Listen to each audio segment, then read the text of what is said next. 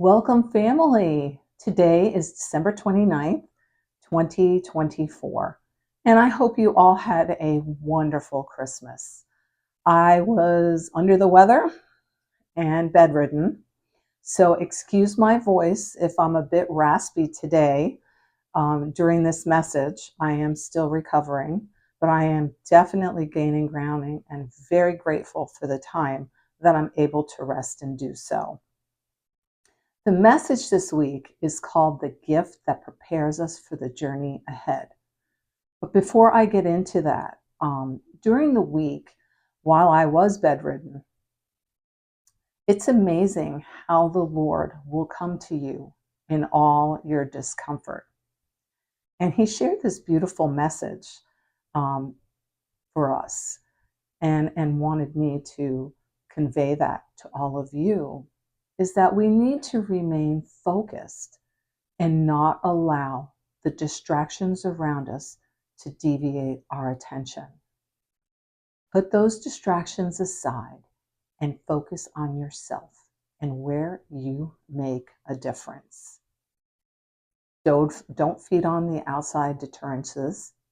I truly feel that 2025 will be an impactful year. This is where the focus on driving your light forward and moving the collective on a positive path. I'm going to reference Revelations 21:1. Then I saw a new heaven and a new earth. We are all part of making that happen. I will share a quote with you that the Lord gave me. I was so caught up on my expectations, and this put it right into perspective. Our expectations are far less than the surrender we give to the Lord. That's power. Those came right from the Lord, downloaded that right into my heart. And that just put my mind into a whole nother place. Isn't that just amazing? It's limitless. We are limitless. So we may set the bar for ourselves, but the Lord has a far greater plan than we can ever imagine. So let us go to living in between the gift and the promise. This is a season when we reflect on the gift of Jesus at Christmas and look forward to the promise of new beginnings in the coming year. We often feel a mix of emotions, gratitude for what has passed, hope for the future, and uncertainty about the in-between. When we talk about the in-between moments, and an illustration of this is Luke 25:5-38. Simon lived faithfully in the in-between, waiting for the fulfillment of God's promises. Simon was an elderly man, and he waited and prayed for years until he was able to hold the Messiah in his hands, in his arms, when Joseph and Mary brought Jesus to the temple. In this story, patience and trust shows us how to remain hopeful even when we don't see God's full plan. And we never do. Life often feels like it's an in-between, but those seasons are where faith grows. And it's no different for myself. In those seasons, we see the growth that transpires within us as we shift forward and dig deeper. Reflect on the past year. What are some of the in-between moments where God was working, even if you didn't see it at that time? For myself, I'm going to talk about the videos. God put on my heart, it was time for you to create videos, create a YouTube channel. No idea how to do any of this stuff, honestly. And my kids were quite not around to help me, and God guided me through all of that. And He helped me to get these videos out there. giving me the beautiful messages that I share each week with all of you.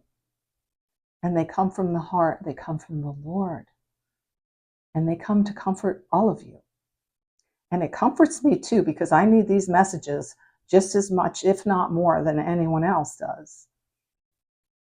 So look back on that and reflect on what are the things that He has done in your life, because He is always doing something wonderful. Letting go of the past. Yep, that's a biggie.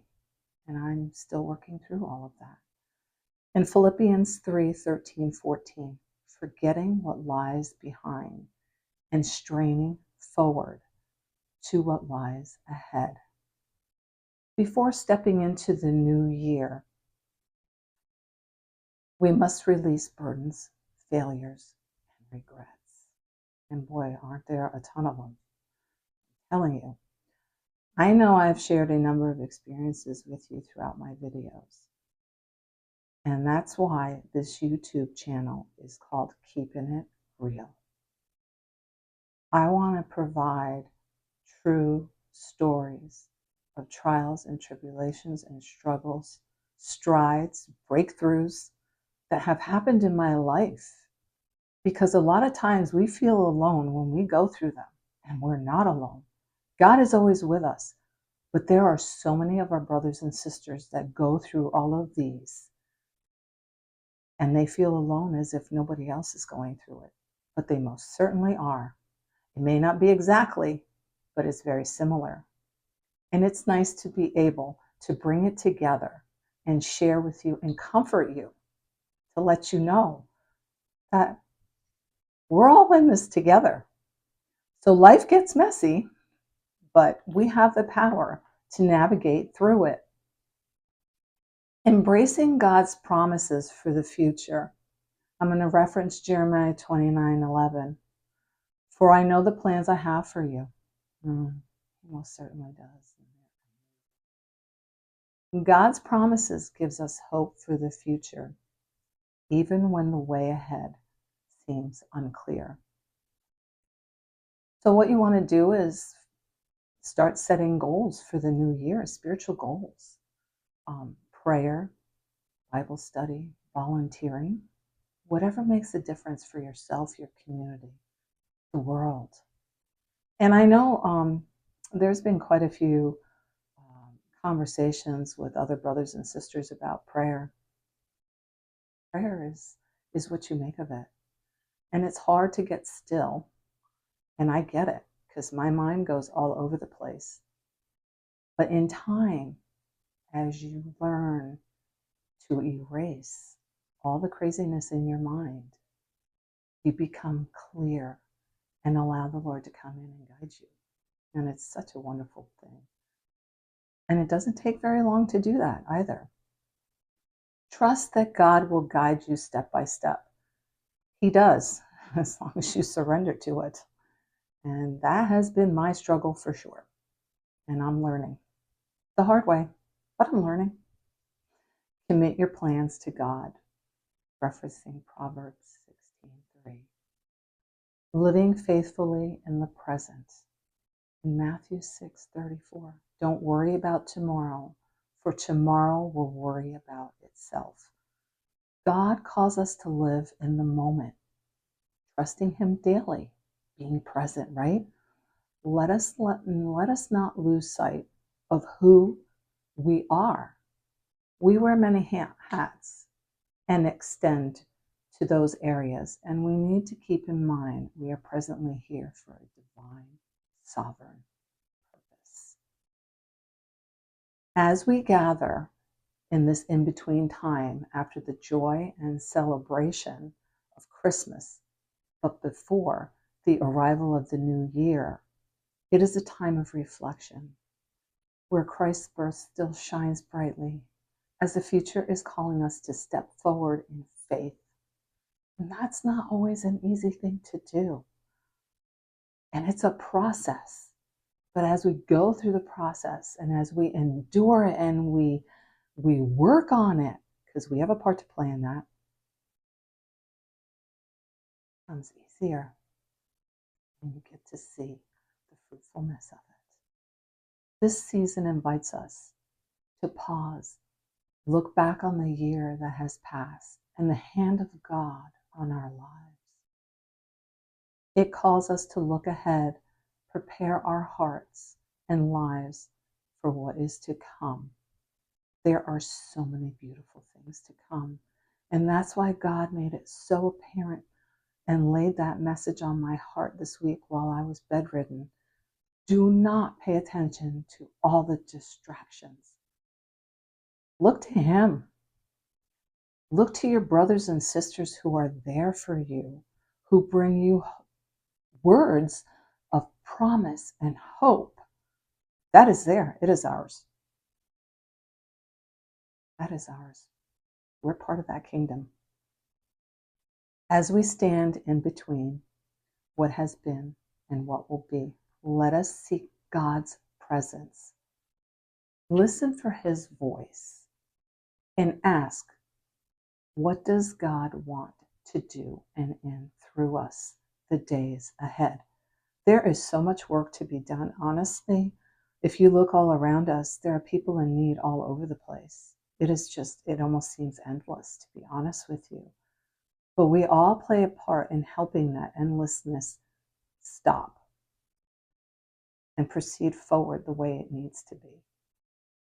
The baby born in Bethlehem didn't come for a season, but for a lifetime of transformation and hope. Let us open our hearts to His leading as we step forward together. As we step forward together, we're all connected. We are all part of the family. We are all part of that sovereign, divine kingdom. It's amazingly beautiful. And what an honor and privilege to have that. Let that sink in and believe it. It is all ours. It is mine. It is yours. This in-between stage is where transformation happens. It is a time of deep inner work where you begin to rebuild yourself from the ground up. Let the magic of God's endless blessings and promises begin. They are endless and they are yours. They are mine, they are yours, they're everybody's. And I'm going to end with this message this week. And I hope you all have a fantastic new year. And until the new year, bye for now.